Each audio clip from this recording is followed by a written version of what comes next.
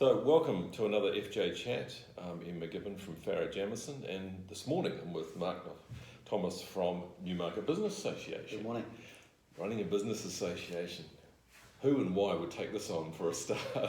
It's Herding cats, does that ring any bells? It's a multi-headed beast, it's fair to say, but no, it's a very challenging role, but also very rewarding, and quite diverse in terms of skills you've got to draw upon, actually. And I actually was recently asked about it in terms of my background, and I have a recruitment background.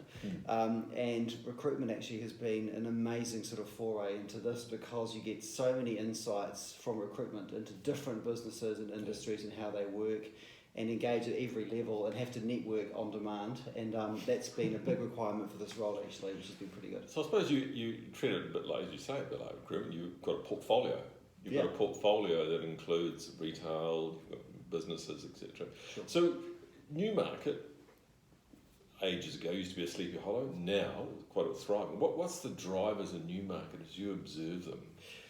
I think we've got a couple of lucky things, actually. One is geographically where we're located, sort of at the entrance way to the eastern suburbs. And the eastern suburbs provide for us, they're our core consumer base, right? So that's Auckland's pretty much most affluent areas of Auckland, which are kind of our key demographic and consumers. And historically, Newmarket's always been quite a key transport link between the east and the south, and it was, in the old days, people would use it as a pathway from the Waitemata to the Manukau harbours, and so they'd walk along, and they'd pass the Te Titi Tahi, which was the sacred cabbage tree standing alone on Broadway, which was like the key marker, and it's always been a major transport link. And of course these days our transport infrastructure is far more sophisticated. Like the train station's the second busiest in Auckland. We've got motorway on and off ramps. We have every bus under the sun comes through Broadway at some stage and up and down Kaiba Pass. The inner and outer link, so we're really well served, and logically that's led to intensification and development. With the retail's a bit more sophisticated than it was 100 years ago, but we were probably Auckland's original trading post, and so people travelling south and west would stop off, south and east would stop off here en route, feed the horses, maybe get the wagon wheels fixed at the ironmongers over the back, and then they carry on their business. So I think that's kind of been Newmarket's history, and we've kind of evolved from that, but far more sophisticated these days. And no horses now, maybe just Audis and BMWs. Yeah. We're still feeding the horses, just different horses. Feeding the horses still, yeah. So if we and we'll put business aside for a minute, but if we think about retail and the classic sort of high street versus mall type approach, and of course Newmarket's got the strip, Broadway is going through. So where do you sort of see, and of course 277 is going through a major redevelopment, and so where do you see this sort of mix and what the impact will be on this redevelopment, for instance?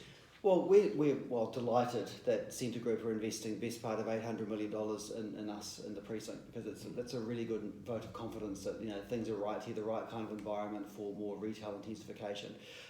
We are a town centre, right? So Newmarket in its own right is a fully fledged grown-up town centre, which is growing at a rate of knots. And we have a mall, and we have a wide variety of strip shops on Broadway and T Street and Nuffield and Osborne Street, etc.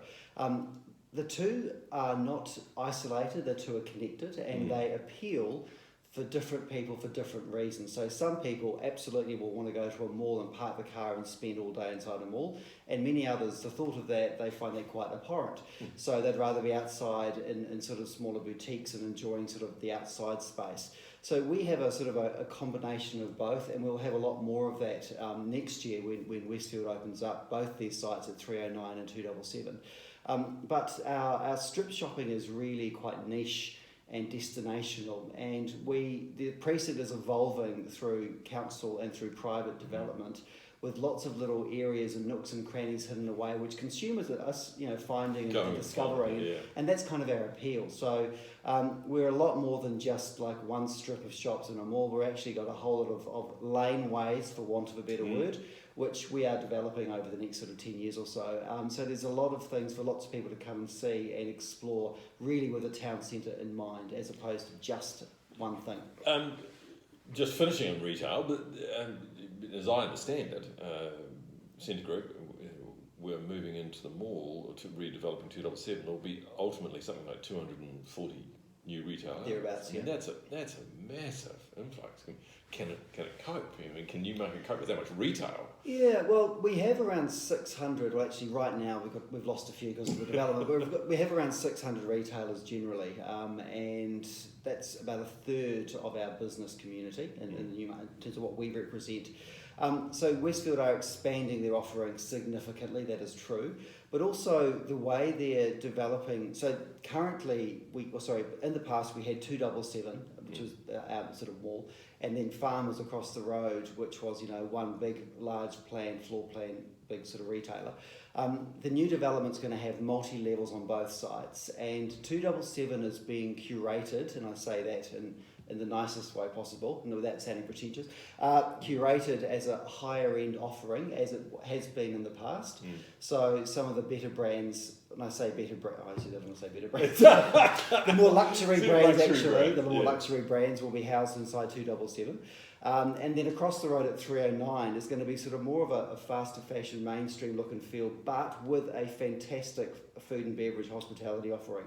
So I think rather than just trying to cannibalise our existing consumer base, we're going to grow our consumer base significantly and the appeal of what Newmarket has to offer. So historically, Newmarket has sort of been identified as a high-end shopping precinct, which it is, still is, and will always be. But we think it's going to expand the appeal to a wider audience to other areas too. So I talk about the grandmother, the mother, the daughter and the granddaughter in terms of the demographics that we target. And we deliberately, a lot of our comms and marketing targets sort of our core shopper who's a 45 plus woman who resides in the eastern suburbs. That really is the mainstay of our economy. And her mother has been coming to Newmarket for generations, and she knows it well. So she's a go-to place for her to come to, and her daughter is the same. But the daughter's daughter and the granddaughter have grown up with many other options in terms of their retail. So they didn't have Britomart in the past, or they didn't have Ponsonby, and they didn't have other areas which are developing their retail offering, including even Sylvia Park. So we've had to really beef up our offering to engage with that younger pipeline, if you like, to use recruitment speak. We've got to feed our pipeline with more people coming through, and we've deliberately targeted sort of our different channels of speaking to different people. So our social media now is very much targeting sort of that 18 to 30 group, with some great success. And I think we're trying to say, hey guys, your mum and your grandmum have been coming here for years and they love it, so you should too, and this is why. But I think the offering we're relevant too. Yeah, we're totally relevant, and the offering we're going to have for retail will be the best in New Zealand, if not Australasia, as well as that coupled with a world-class food and beverage offering. So that really excites us, because our nighttime economy in Newmarket is probably our biggest opportunity, because we can expand the retail daytime, but actually nighttime wise we've got a massive population of people just up the hill here, and a lot of people still would have considered Newmarket as their first choice for food and beverage. They might go somewhere else, and we really want to work on that and say, okay, cool, we'll come, we'll get an Uber or we'll catch the bus down the hill because it's not that far, and we'll come to Newmarket for dinner, because the offering, we've got some amazing restaurants already, but this is going to give us that sort of critical mass to sort of give a bit of a tipping point. In business terms, I mean, it's interesting to me, we were crossing Carlton Gore Road, and I was looking 18 months ago at office space, and I thought, rough calculation, there was about 14,000 square metres spare. Yeah. Ooh, I looked the other day, it's all gone. It's full. So Newmarket, and particularly Carlton Gore Road and the environments around the new university offering, seem to have become a sort of the second destination. If you're not in Queenstown, it's still legitimate. Yeah. I know actually Newmarket and Parnell have actually gone through a commercial renaissance really, and I know that some of the developments that the Mansons are doing here and in Parnell have had a really good effect on bringing sort of more people back into Newmarket from a commercial perspective. I know that the CBD and Wynyard Quarter is developing at a rate of knots, but you're paying premium price point down there per square metre. And Newmarket is, I'm not saying it's cheap, but it's certainly like a one step back from what you'd pay for premium land down on the waterfront. And I think going back to the original point that, because of all of those things, our transport links and, 14 public car parks and the train station, etc., makes it quite a desirable location to get staff in and out of pretty easily. I'm not saying our traffic's great because we have the Auckland problem here as much as anywhere else, but we are quite well poised infrastructurally to cope with intensification from, office workers, etc. Is the university's gradual build-up on the old brewery site, it seems to me like kind of the sleeping giant. I mean, people talk about it, but not quite sure of the effect of it yet. Yeah, I mean, I caught up with the Vice-Chancellor Stuart Cutchin a while ago, actually probably quite a while ago, and they're looking at a bit of a slow burner in terms of development of that site. But then I also know that the university is filling up in Simon Street very quickly, and they're redistributing from the from the Tamaki site, and I think we'll probably see Newmarket beefs up a bit quicker than they expected. It's at the moment housing around 400 or 500 engineering postgrad students who are doing lots of weird and wonderful things on site, and actually some of the things coming out of that site are pretty world class and groundbreaking. Some of the plastics technology which is now used by BMW, some of the wireless charging which is now picked up by Apple. It's pretty cool stuff. But that will develop over time, and we'll see it intensify. Probably more building going on in the very near future. And more students. So again, all those reasons about the transport links and the infrastructure lends itself to having quite a large and highly populated campus. So we're looking forward to that. So how does something like the association integrate with Greater Auckland, with the council, with the others to say, hey, here's a voice, here's what's important to us? Yeah. So I'm not editing this, by the way, so that's okay. whatever you're going to say to Phil Goff. No, love Phil Goff. No, we are a BID, or a business improvement district, right? So there are 48 BIDs across Auckland. We represent tens of billions of dollars of Auckland's economy. So we are a ratepayer funded bodies. So we're funded by a levy on the building rates of all the business operators and the landowners. So, for example, Newmarket, heart of the city, Parnell, I Love Ponsonby, K Road, etc., East Tamaki, all these areas are business improvement districts. So a large part of my role personally actually is that engagement with local and central government, lobbying and advocating at every turn. So I actually engage a lot with councillors, council employees and teams, and also the CCOs of the council, trying to make sure we get the best outcomes for Newmarket. And examples of that could be, for example, we like to partner and support council and Auckland Transport where we can, and where we sort of go, yeah, this is a really good idea. And sometimes, due to the size of the council group, they are, a very large beast with, 12, 13,000 staff all up these days. Sometimes there is quite clear siloed thinking, and they may not be aware what another part of the organisation is trying to achieve in Newmarket.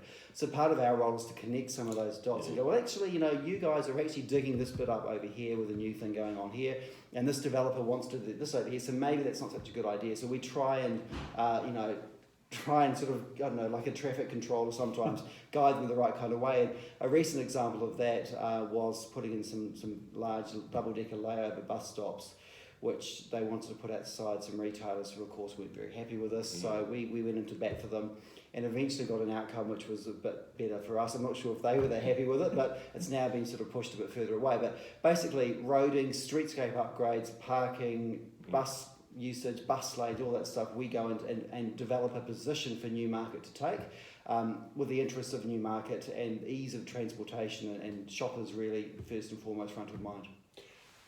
That voice is important, and I guess the strains and difficulties for you is that everybody wants access to you to get to that voice, to going through. So how do you manage everyone's expectations, I guess, about 600 retailers? You did say herding cats earlier in the conversation, but I think we have to look at whatever we decide to do is never going to be agreeable to everybody, right? That's part of the human condition, I guess.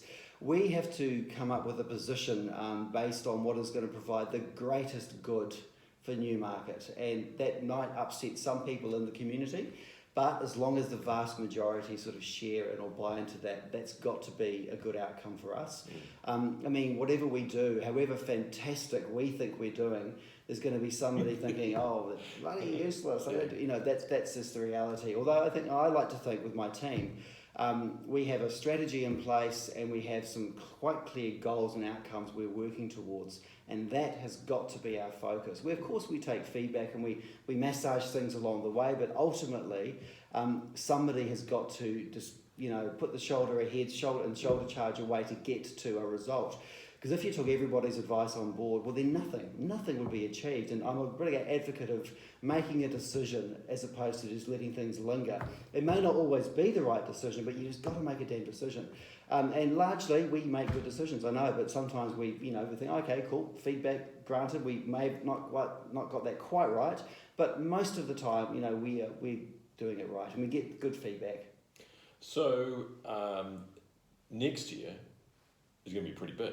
You've got centre groups, gradual opening of all of those sorts of things, but also potentially in competition with Commercial Bay, you know, coming to market as well. So how does Newmarket keep its head up? How does Newmarket keep ahead of the game? Yeah, with regard to Commercial Bay, we don't really see Commercial Bay as being that much of a competitor to Newmarket. Quite a different target audience. So Commercial Bay is really going to be about shoppers, workers in town during the week, and tourists coming in on cruise ships and whatever going into Queen Street.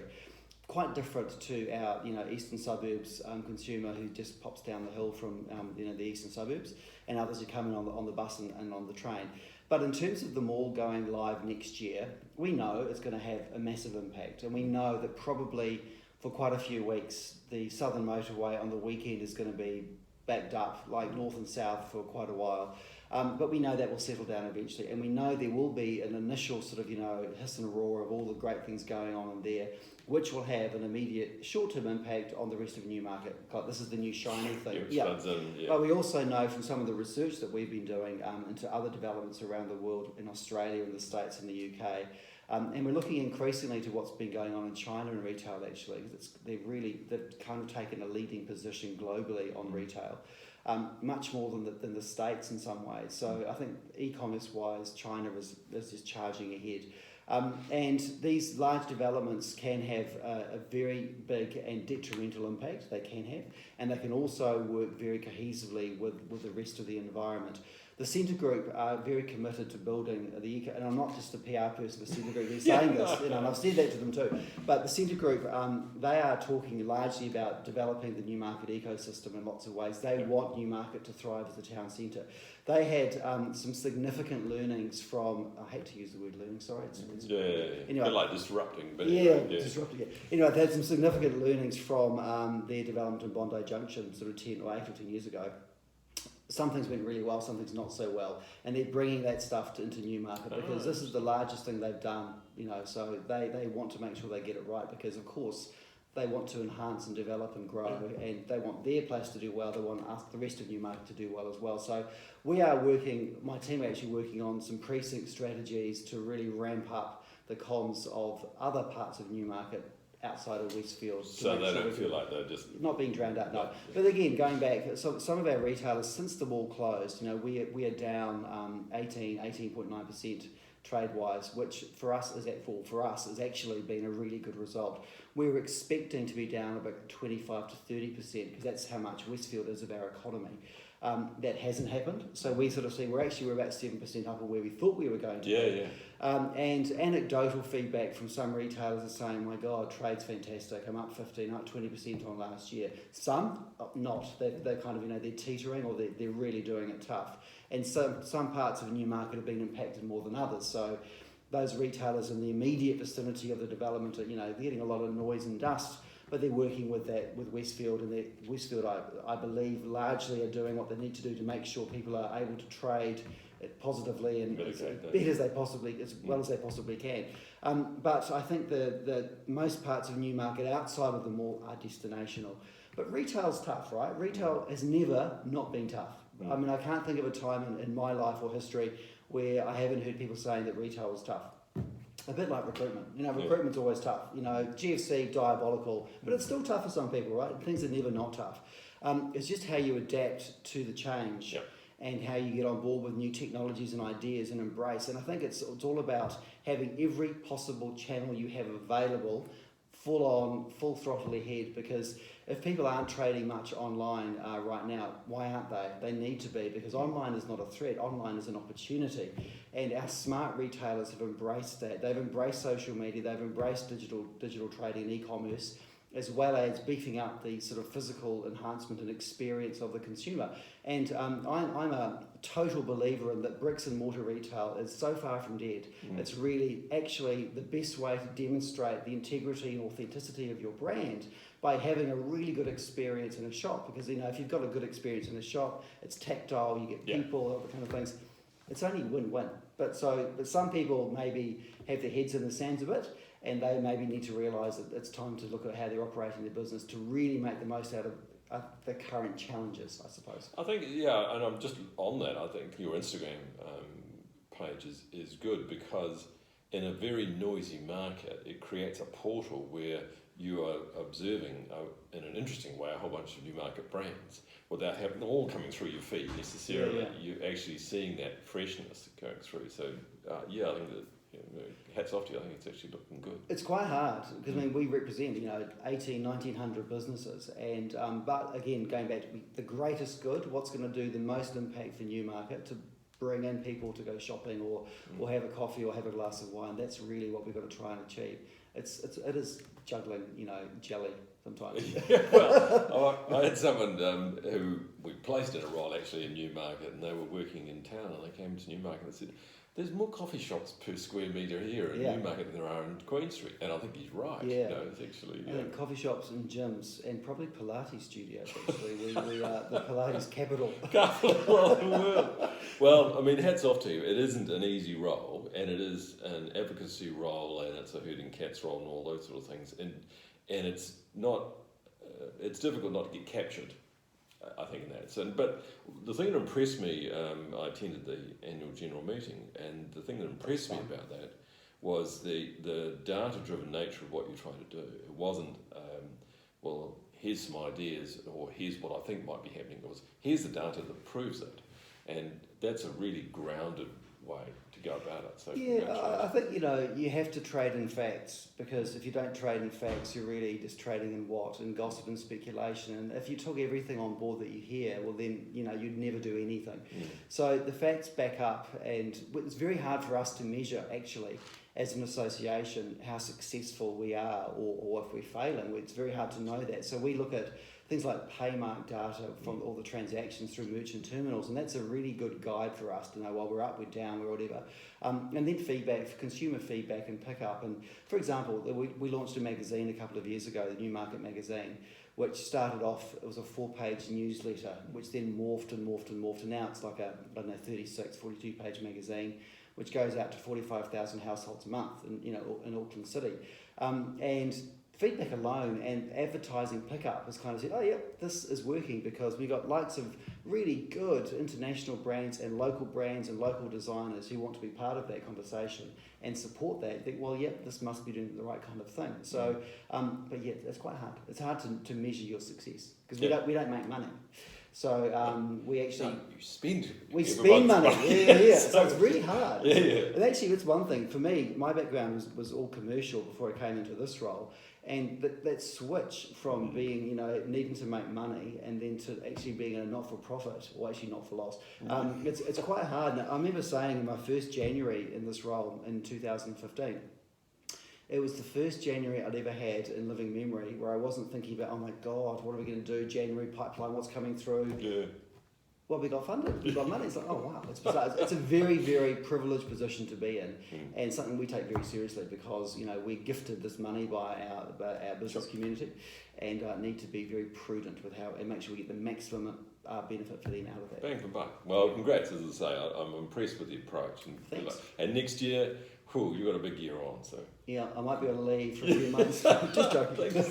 Superb. Hey, thanks for your time.